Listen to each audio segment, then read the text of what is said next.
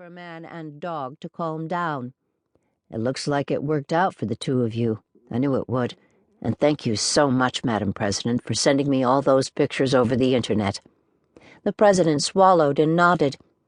"Everyone loves her. She visits all the offices, and I think it's safe to say that everyone here is her friend. She loves romping on the South Lawn. She likes Air Force One, and she absolutely loves the helicopter. She adjusted well, but she did miss you. We talked about you every single day.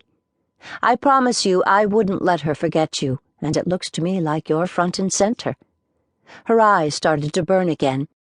Gus finished his coffee, motioned for the dog to jump off his lap, which she did. "I have to get back.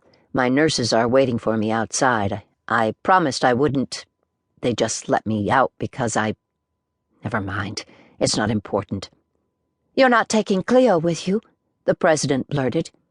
"Oh, no, ma'am. Is that why you thought I came here? I'd cut off my right arm to take her, but I can't. I've got 2 more operations to go, then months and months of therapy ahead of me.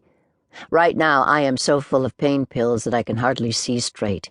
There's no way I could take care of Cleo, and these are her retirement years. She certainly doesn't need to be taking care of me. I have way too much on my plate right now. The doctors told me that if there was a way for you to bring her by from time to time, they would allow it." The President's insides turned to mush. "Consider it done. Would 3 times a week work for you?" "Yes, sirree. That would work for me, Madam President. Lord, I can't thank you enough for that." "Listen, Gus, how about if I leave you 2 alone for a few minutes? I think you might want to explain the situation to Cleo, although I think she already knows." The President literally ran to the small powder room off the sitting room and closed the door. Her shoulders heaved as she tried to stifle her sobs of gratitude now that Cleo was going to stay with her. She dropped to her knees and offered up a prayer, a very short one but straight from her heart. Though her eyes were dry when she walked back into the room, they still burned. "Gus, I know this is short notice and I don't know what kind of restrictions your doctors have on you, but I'd like to invite you to Camp David for Thanksgiving. Since this is August, I'm hoping you will be well on the road to recovery by then. If, for whatever reason, we can't make that work, how about we plan for you to join Cleo and me over the Christmas holidays at Camp David?" Cleo pranced and danced around Gus, urging him to comment. "I'll see what I can do, Madam President, and I thank you for the invitation. Thanks for everything," he said, suddenly shy. "Don't mention it. And here we're just 2 people who love this dog. I'll have my secretary make arrangements for Cleo to visit. You take care of yourself, you hear?" Gus nodded. "Cleo, I want you to give Gus a presidential escort out of this glorious building. Can you do that?" She hated seeing the look of pain on her guest's face.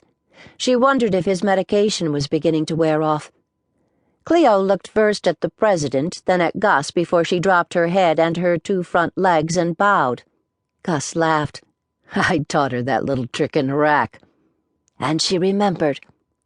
The President opened the door. The 2 Marines who had escorted Gus to her quarters fell into line until the President said, "No, Cleo will do the honors, gentlemen. She can find her way back." The President waited in the open doorway for a full 10 minutes until she saw her best friend trotting down the hall. Cleo let loose with a joyous bark and bounded into the room. She stopped in the middle of the sitting room, threw her head back, let out a loud howl, and flopped down and rolled over. She was on her feet in an instant as she waited for the treat she'd just earned. The President laughed and handed it over. "Time to go to work, Cleo. We've got some serious business to deal with this morning. I think we're going to be able to make it work. I am the President, so it better work."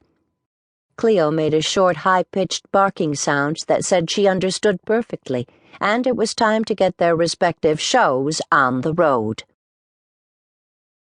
Martine Connor wondered if she'd made a mistake in holding this meeting in the Oval Office instead of the Situation Room. She could still change her mind.